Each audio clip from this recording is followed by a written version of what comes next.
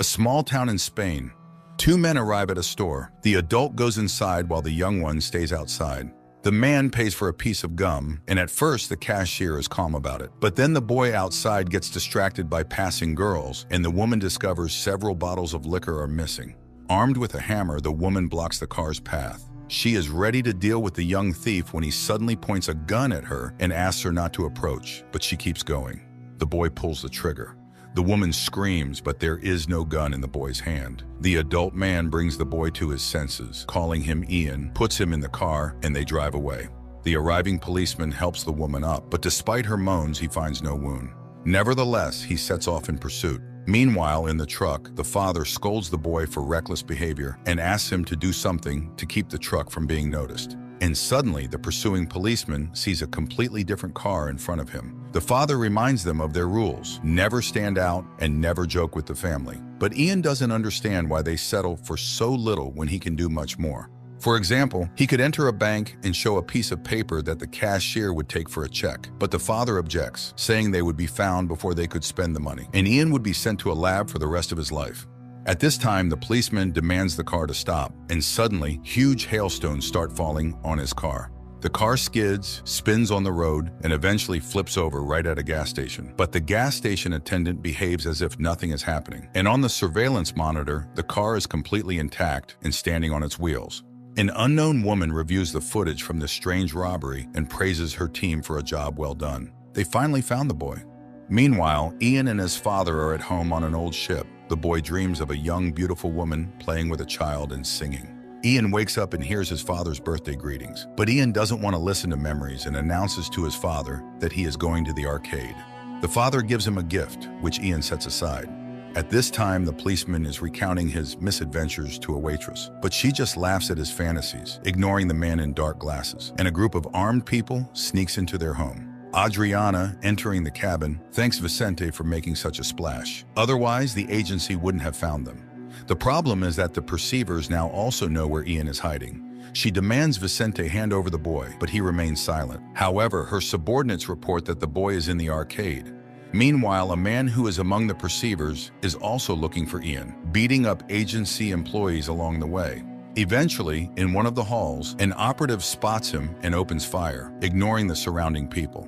Ian sees that the perceiver is standing right behind the shooter and changes the reality in front of his eyes. The man also sees the boy, but then they sneak up behind him, put a special helmet on his head, and take him away. A girl who appears asks Ian not to look at the perceiver. The boy is taken away while the perceiver continues to fight, even with a covered face, and easily tosses the agents aside. Ian is brought to Adriana's van. The woman says that there are quite a few like him in the world, and if he wants to survive, he must go with her. Meanwhile, the perceiver who won the fight takes off his helmet, but Ian is already out of his reach. Taking Ian's silence as a sign of agreement, Adriana puts a similar helmet on him. After that, he is taken away in the agency's van. An unconscious Vicente is also there. Seeing the departing car, the perceiver rushes to the road and causes a grand accident with explosions and fire. But Adriana orders the driver to ignore the tragedy and drive on.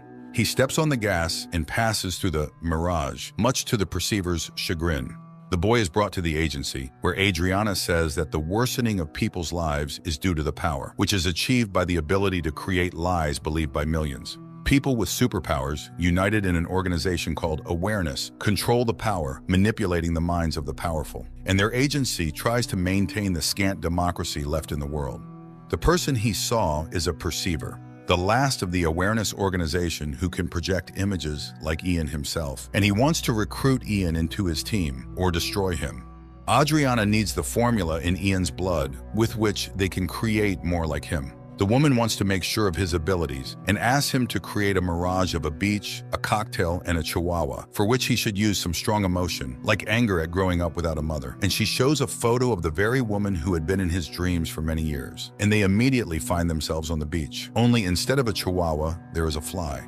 Adriana explains that such projections can be endless. However, Ian shuts down and demands to see his father. He is escorted to a room where Vicente is regaining consciousness. Adriana advises Ian to enter the man's memory and find out the truth about the woman he has been seeing. The boy enters his father's mind and sees how many years ago he stole a child from the lab and realizes that this child was him and Vicente is not his father.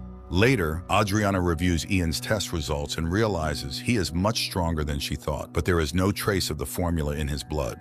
Apparently, he is the only naturally born perceiver, although they were made sterile, and the boy may manifest a third secret ability. The project leader advises getting rid of the dangerous mutant. Meanwhile, a professor arrives at the research center, and Agent Esther comes to Ian's room, urging him to run to avoid becoming a lab rat. She takes the boy out, but they are spotted by security near the elevators. The girl engages in a fight and quickly dispatches the guards, but Ian demands they take Vicente with them as he wants to learn about his past. Adriana is informed about the disappearance of the subjects. She declares an alarm. Meanwhile, the professor walks freely around the center while the fugitives manage to get to the car and leave. On the way, Ian asks Vicente not to call him son, and the man understands that the boy has entered his mind. Meanwhile, the professor pulls out a gun and eliminates a group of guards. It becomes clear that he is a perceiver. Meanwhile, Ian diverts the guards' attention at the exit, and they look everywhere but at the car. However, one of the bullets hits the wheel, Ian loses control of the car, and it goes off the road. The perceiver, having caught up with them, realizes that Ian is hiding the accident scene. Later, Ian and Esther take Vicente to a roadside hostel, where they settle in for the night. In a conversation, the girl admits she works for the Awareness Organization, but she herself has no superpowers. In the morning, they relax on the hostel's roof and talk about life. The boy is saddened that Vicente is not his father, but the girl advises believing in himself. Returning to the room, they find Vicente already drunk. Esther asks to leave this drunkard and burden behind. Ian decides to enter the head of the sleeping man. He again sees the lab, reads its address on documents, and hears the name Kaminsky. Later, the boy goes to the bank and, handing the operator a check, asks to cash it. The woman gives him 5,000 euros, but as soon as the boy leaves, she finds a piece of paper in her hands with the word sorry. The security tries to catch the couple, but they escape. In the room, Esther joyfully celebrates such luck, but Ian is unsure if they did the right thing. The girl goes to the shower, and Ian hears the sound of a motor and creates a mirage. But the perceiver who enters the room knows that projections are powerless against mirrors, so he immediately finds the boy. Ian rushes into a fight. The man barely manages to calm the raging youngster. He enters the boy's mind and learns everything that happened to him in the last few hours. The perceiver leaves when Vicente returns and brings Ian to his senses. He announces that they are going to Warsaw to find Kaminsky, but the man refuses. Meanwhile, the agency tracks the purchase of tickets to Warsaw. The couple finds the building of the abandoned lab. Ian and Esther sneak inside, and soon the boy recognizes the room from his dreams, explores the wall, and finds a secret stash containing documents about the experiments conducted there. They also find his mother's diary, whose name turns out to be Ursula Kaminsky, and then the perceiver appears in the room asking to talk.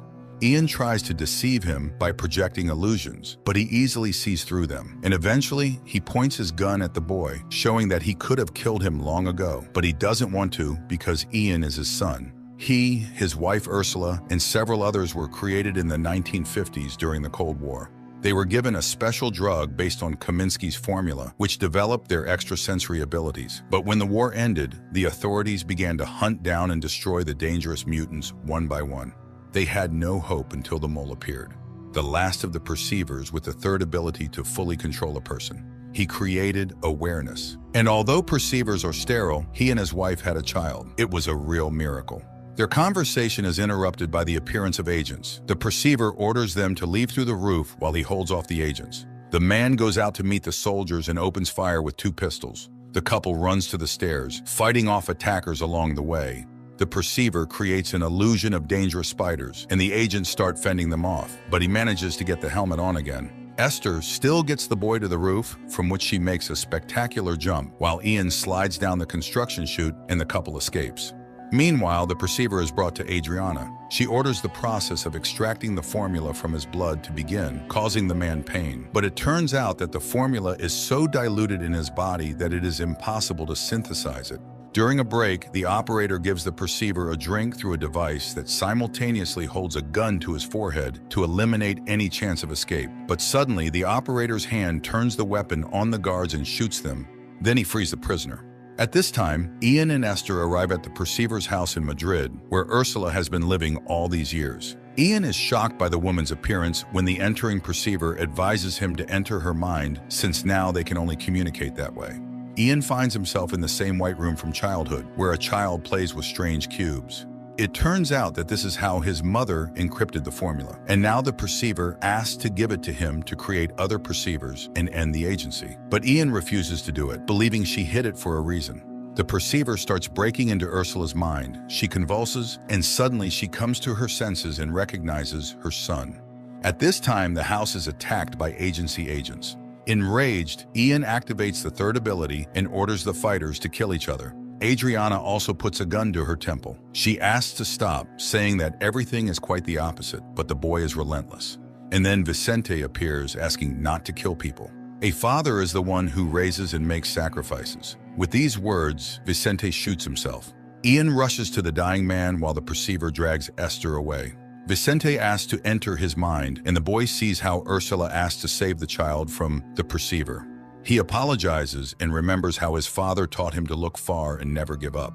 Vicente dies. Ian takes a gun and runs after the perceiver, and ends up in a hall where a party is going on. With a wave of his hand, he lays everyone on the floor and clears a path. But at the perceiver's command, people get up and start fighting Ian.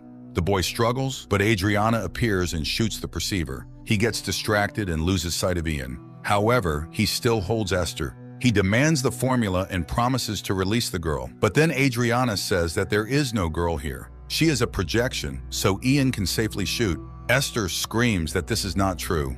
Ian tries to recall when they could have implanted the cycle and decides that Esther is a vision. He shoots and kills the perceiver, but the girl does not disappear. Later, they meet Adriana at the cemetery. She asks for the formula, but he wants to remain neutral and gets into the car where Esther is waiting for him. He finally opens his father's gift, which turns out to be a book, reminding him that the best awaits those who do not lose hope. This is also what Adriana relies on, who promises the leader to achieve her goal. A pretty decent sci-fi action movie with an interesting dramatic line, where you won't understand until the end whose side the main character should be on, who his real father is, and whether his mother is still alive. And overall, who is the bad guy here?